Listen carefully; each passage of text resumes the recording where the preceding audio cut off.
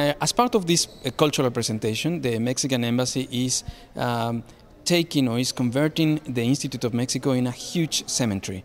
So Mexican students who are studying at the UB, at the University of Belize, as part of the exchange program of languages, they have prepared a special presentation and they have built up different tombs commemorating different people and also different subjects.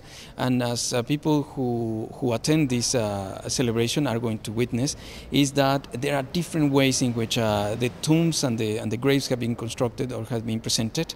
And in one way, the idea is to reproduce a traditional cemetery in Mexico and the way in which Mexicans celebrate. As I said, when Mexicans go to the cemetery, they go to enjoy with their deceased ones. I mean, and they take candles and they have food and they have music, and this is a way in which they celebrate. So that's something that we want to share. I think it's a wonderful display that they have achieved, and we want to share that with Belizeans, and I'm sure that they are going to enjoy it because, especially as I said, this celebration is full of humor, and what they are going to see is that these tombs, lots of them, in the epitaphs or the design of the tombs, there's a humor, and it's not disrespectful with dead people. On the contrary, it's celebrating life.